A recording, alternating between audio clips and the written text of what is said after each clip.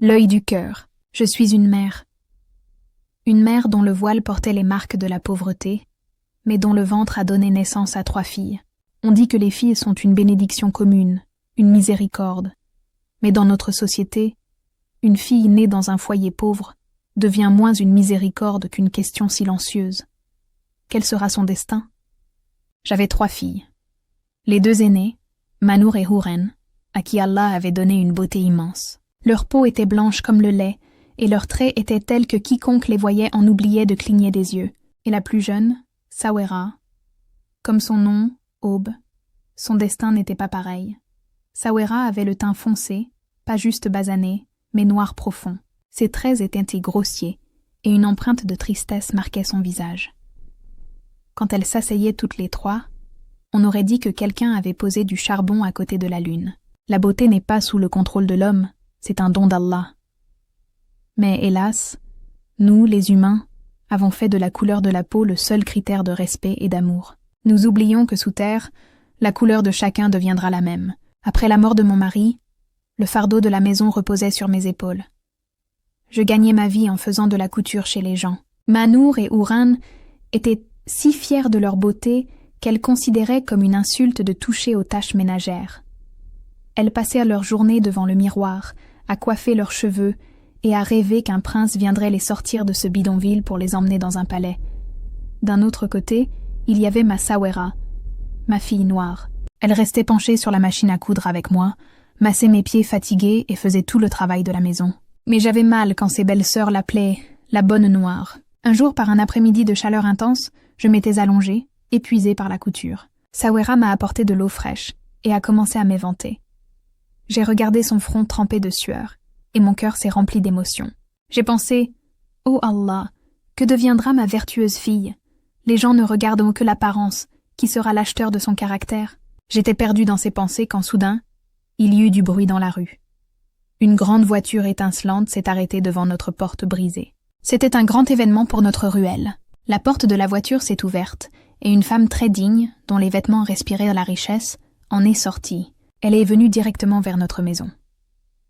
Les femmes du quartier regardèrent par les fenêtres, se demandant quel ange était venu chez Zainab aujourd'hui. J'ai ouvert la porte, nerveuse. La femme est entrée avec un sourire. Elle s'appelait Begum Salma. Au lieu de tourner autour du pot, elle a exprimé directement son but. « Sœur Zainab, je suis venue après avoir entendu parler de tes filles. Je veux une épouse pour mon fils unique, Daniel. Mon fils gère les affaires. Allah nous a tout donné. Il ne manque qu'une fille au caractère vertueux dans la maison. » En entendant cela, mon cœur s'est mis à battre la chamade. J'ai immédiatement appelé Manour et Houren. Elles sont sorties, parées et maquillées. Begum Salma a vu leur beauté, et l'admiration est apparue dans ses yeux. Manour a ajusté son voile avec élégance, et Houren a exhibé sa beauté en baissant les yeux. J'ai pensé que mes jours de pauvreté étaient finis. Le mariage de l'une des deux était sûrement garanti. Après les avoir examinés, Begum Salma a pris une profonde inspiration et a dit « Sœur, tes filles sont comme la lune, mais avant de confirmer le mariage, je veux dire une vérité qui pourrait changer ta décision. » La sueur est apparue sur mon front. « Quelle vérité, Begum Sahiba ?» Elle a dit sérieusement « Mon fils Daniel, il ne voit pas. Il a perdu la vue dans un accident il y a 2 ans. Il est aveugle. Il a besoin d'une femme qui puisse être ses yeux, qui l'aime non pour sa richesse, mais pour sa personne, et qui devienne son soutien. » En entendant cela, un silence de mort s'est abattu sur la pièce.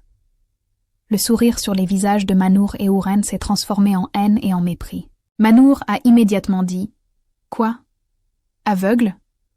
Maman, tu veux que je passe toute ma vie à être la canne d'un aveugle? Je suis si belle, je trouverai n'importe quel garçon riche qui peut voir. Je ne peux pas gâcher ma vie. » Houren a ajouté en fronçant le nez « Oui, maman. Cette Begum Sahiba est venue nous chercher comme servante pour s'occuper de son fils handicapé. Nous sommes des princesses, pas des infirmières. Pardonnez-nous, Begum Sahiba. » Les 2 sœurs sont parties dans la chambre en tapant des pieds. Le visage de Begum Salma a pâli. Une femme riche, qui ne demandait peut-être jamais rien à personne, avait été humiliée aujourd'hui dans ma pauvre demeure par l'orgueil de mes filles. Je voulais disparaître sous terre de honte.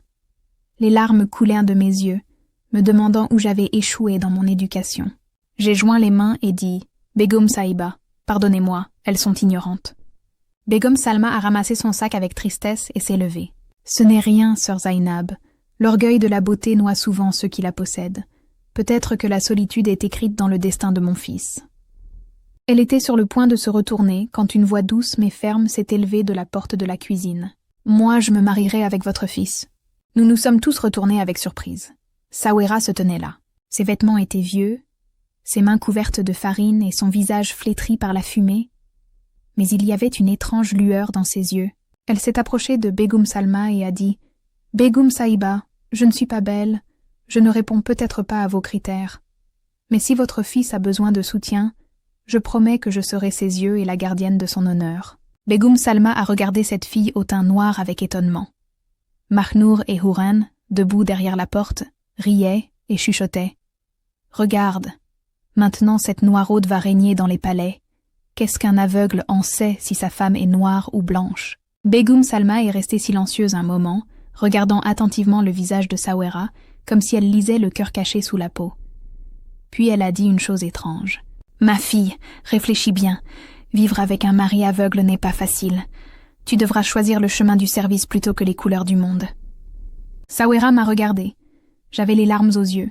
Elle a souri et a dit « Pour essuyer les larmes de ma mère, je suis prête à tout service. » Begum Salma s'est avancée et a posé sa main sur la tête de Sawera. « Je ne cherchais pas la lune pour Danial, mais la lumière. Et je pense avoir trouvé cette lumière. J'accepte ce mariage. » À ce moment-là, j'ai senti qu'Allah avait recollé mon espoir brisé. Mais je ne savais pas que ce n'était que le début de l'épreuve. La date du mariage fut fixée. Les gens du quartier ont commencé à dire « Vous avez vu, l'aveugle a fini avec la noire. » Mais la veille du mariage, pendant la cérémonie du henné, Mahnour est venue vers moi et a commencé à verser du poison dans mes oreilles.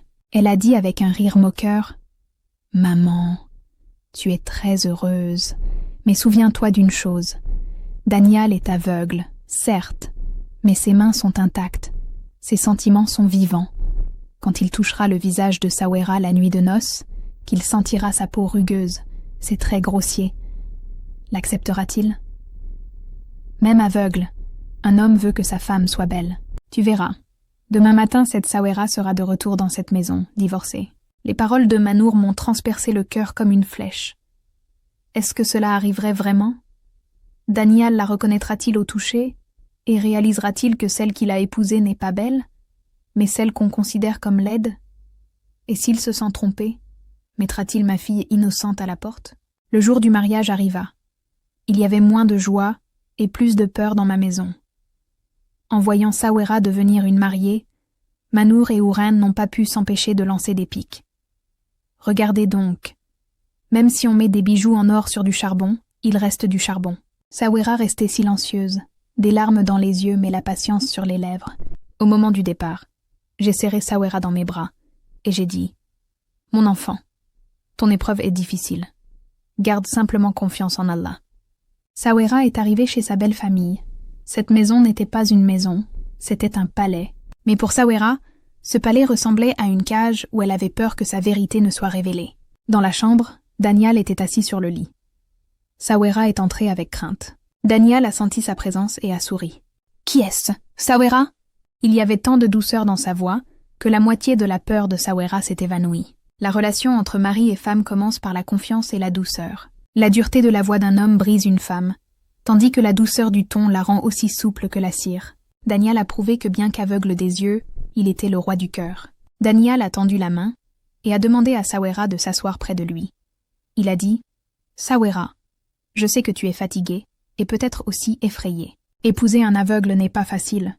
Les gens disent que ma femme m'a fait une faveur. » Sawera a parlé pour la première fois. « Non, monsieur Danial, c'est mon destin d'avoir trouvé un compagnon de vie comme vous. » L'humilité et la douleur dans la voix de Sawera ont surpris Danial. Il a dit « Ta voix est très belle. Es-tu aussi belle que ton ton ?» C'était la question que Sawera redoutait. Son cœur s'est mis à battre fort. Que devait-elle répondre ? Si elle disait qu'elle était noire, laide, peut-être qu'il la rejetterait. Elle était encore silencieuse quand Danial a levé la main et a dit « Puis-je toucher ton visage ?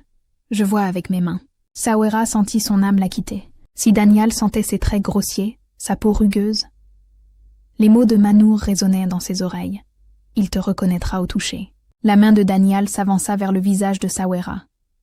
Sawera ferma les yeux et remit son destin à Allah. Les doigts de Danial parcoururent son front, ses yeux et ses joues.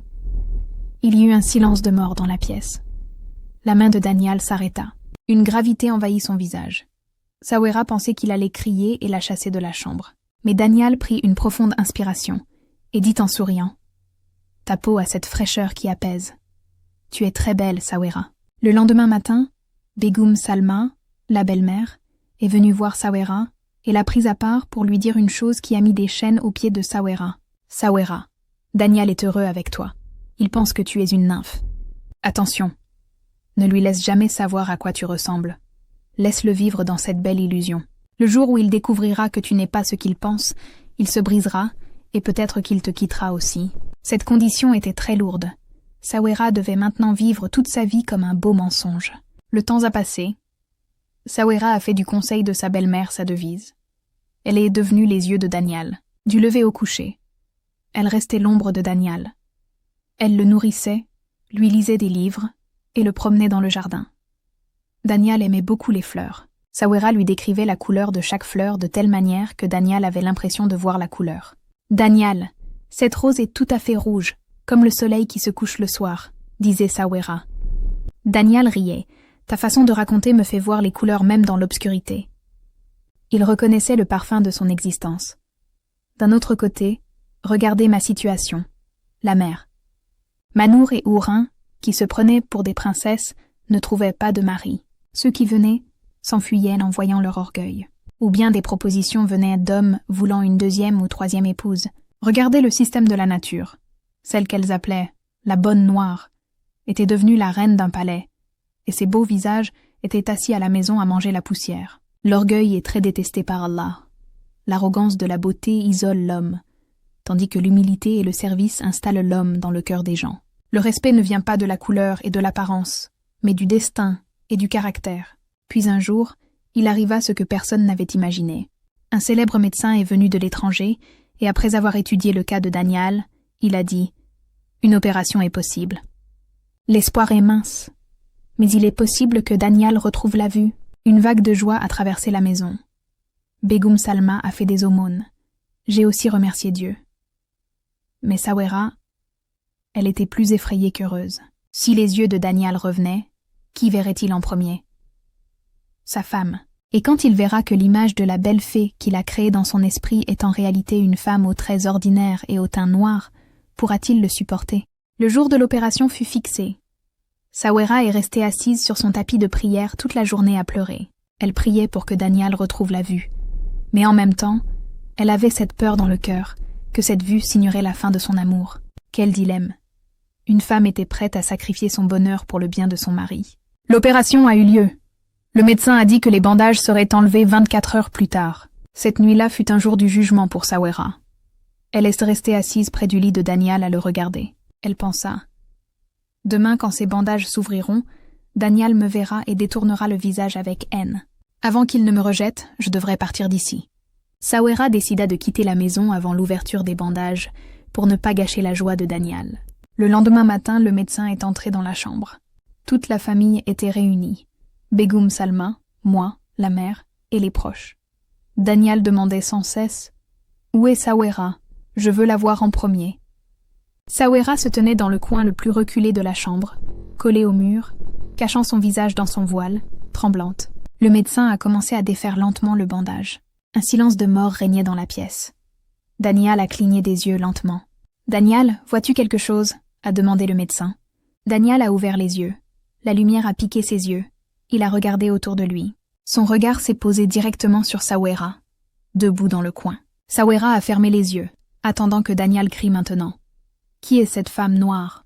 La vision de Danial était floue, puis elle s'est éclaircie petit à petit. Tout le monde était silencieux. Danial a regardé sa mère, puis moi.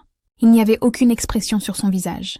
Puis il a regardé à nouveau vers ce coin où Sawera se tenait recroquevillée. « Sawera !» et appelé Danial. C'était comme s'il n'y avait plus de vie dans les jambes de Sawera. Elle s'est figée sur place. Danial s'est levé du lit. Il a trébuché et Sawera s'est avancé involontairement pour le soutenir, oubliant de cacher son visage. Danial a attrapé la main de Sawera. Maintenant, ils étaient face à face. Les yeux de Danial étaient fixés sur le visage de Sawera. Il regardait son teint noir, ses traits grossiers et ses yeux effrayés. Le souffle de chaque personne présente dans la pièce s'était arrêté. Begum Salma avait aussi peur que son fils ne fasse un scandale. Danial est resté silencieux. 1 minute, 2 minutes, puis des larmes ont coulé de ses yeux. Il a touché la joue de Sawera avec des mains tremblantes, exactement comme il le faisait lorsqu'il était aveugle. « C'est donc ce visage », a chuchoté Danial. Sawera a baissé les yeux en pleurant. « Pardonnez-moi, Danial. Je ne suis pas belle. Je ne suis pas digne de vous. Je m'en vais. » Elle a voulu retirer sa main. Danial a tenu sa main fermement et a souri. Un sourire qui a illuminé toute la pièce. « Tu es folle, Sawera ?» a dit Danial. « Qui a dit que tu n'étais pas belle ? Quand je t'ai touchée dans l'obscurité, je te trouvais déjà belle. Et aujourd'hui que je te vois dans la lumière, tu me sembles encore plus belle. » Tout le monde était stupéfait. Sawera a levé la tête avec surprise. Danial a dit d'une voix forte devant tout le monde « La beauté n'est pas dans la peau, elle est à l'intérieur de l'homme. La femme qui a mis des couleurs dans mon monde obscur, qui a supporté mes humeurs, qui a lavé mes pieds, est pour moi la plus belle femme du monde. Si elle est à noir, alors j'aime la couleur noire. » Sun entendant cela, Begum Salma a éclaté en sanglots et s'est avancée pour serrer Sawera dans ses bras. Moi qui me tenais dans un coin, je me suis prosternée pour remercier Allah. Allah avait donné à ma fille le fruit de sa patience. Quelque temps plus tard, je suis retournée dans ce palais. Sawera en était maintenant la maîtresse, avec une autorité et un respect complet. Danial ne restait pas un instant sans elle. Et mes autres filles, Manour et Houren, leur orgueil les a réduites sans poussière. Manour a été mariée à un homme d'âge mûr qui la soupçonnait et la battait. Houren était toujours assise à la maison, et maintenant elle pleurait en se regardant dans le miroir. Elles avaient compris que la beauté dure 4 jours, mais que le destin et le caractère restent toujours avec soi. Amis. Cette histoire nous enseigne de ne jamais mépriser une créature d'Allah. Parfois, celui que nous rejetons comme du charbon est un diamant. Et le véritable amour est celui qui se fait avec le cœur, pas avec les yeux. La beauté apparente fane avec le temps, mais la beauté du service et de la loyauté ne vieillit jamais